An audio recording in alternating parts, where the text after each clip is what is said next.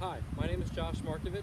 I'm one of the teaching assistants here at the McLean Golf School at Miami Beach Golf Club. Today I'm going to talk to you a little bit about pitching and using this pitch shot around the greens. First of all, what is a pitch shot? A pitch shot is a short game shot that flies farther in the air than it rolls on the ground. Opposite of a chip shot, which rolls farther than it flies through the air. So we use this pitch shot when we have to go over obstacles, whether it's bunkers, mounds on the green, imperfections, elevated green surfaces, something like that. So what clubs do we use for a pitch shot? We talked about it a little bit in chipping, where we go pitching wedge, sand wedge, 7-iron, 9-iron, something like that. When we're hitting a pitch shot, it's going to be a higher trajectory shot, so we're going to want a club with a little bit more loft on it. So we're going to be using lob wedges, sand wedges, gap wedges, approach wedges, sometimes a 9-iron, but not too often, but we can practice with that. That's good. So talking a little bit about the setup of the pitch shot, we're going to work from the ground up. So we're going to start with our stance. Our stance is going to be a little bit wider than it would be with a chip shot.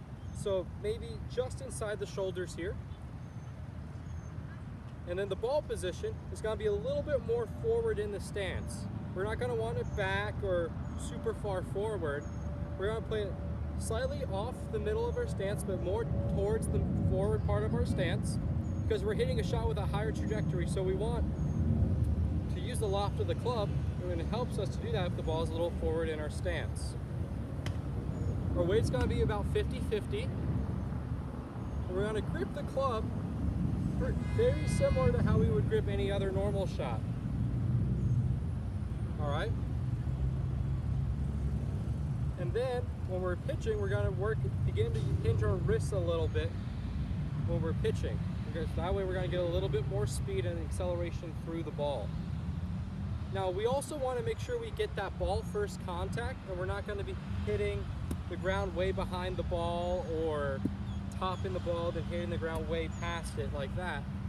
What we're going to work on is getting ball first crisp contact. That's going to be a key to controlling our distance as well as our direction when we're pitching. Now, people also have troubles gauging how far they hit their pitch shots. So here at the school, we typically recommend that you have 3 different shots per club.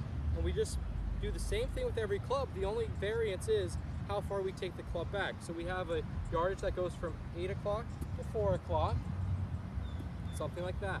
And with 8 o'clock, the face is going to be pointing a little bit more towards the ground, or our wrists are going to hinge a little bit. So our 8 to 4 is going to go 1 yardage. Then we're going to take it a little further back. We're going to have a 9 o'clock to 3 o'clock. So with the 9 o'clock shot, our shaft's going to be pointing a little bit more towards our body. And then at 3 o'clock, it's going to be pointing towards our body again.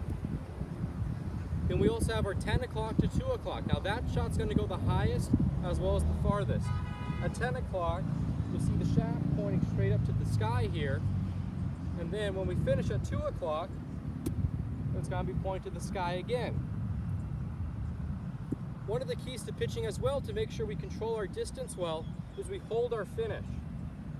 We hold the finish to make sure we're accelerating through the ball and we're not going to decel into the ball where we don't hold any finish and our hands get way ahead of us. We want to rotate our bodies so they end up looking at the target when we finish hitting the ball, and make sure we hold our finish no matter if we're going from 8 to 4, 10 to 2, 9 to 3, whatever it is.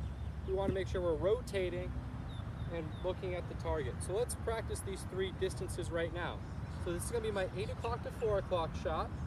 Probably goes about 45 yards with my lob wedge here. 8 o'clock, 4 o'clock. Notice how I kept the finish, held it, and our body rotated towards our target. Now let's go 9 o'clock to 3 o'clock. This is probably going to go probably about 55 yards for me personally. Now for you, it's going to take a little bit of practice, a little bit of work on the range or out on the course to see how far these all go. So let's go from 9 o'clock to 3 o'clock. 9 o'clock, 3 o'clock. Notice how we still kept our body shifted towards the target, held our finish. Now this is going to go the farthest, probably going to go about 65 yards with my lob wedge here. It's going to be our 10 to 2 shot. 10 to 2, remember our wrists are going to hinge completely and they're going to re-hinge on the way through.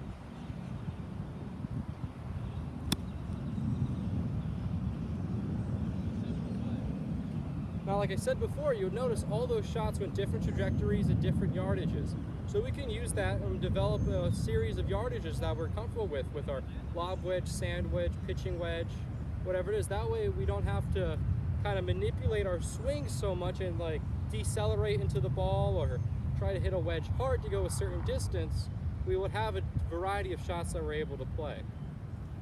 And with these certain key notes that we talked about, remember keeping our feet a little wider than a chip shot, weight about 50-50, hands even with the ball, and make sure we're hinging our wrists to and fro.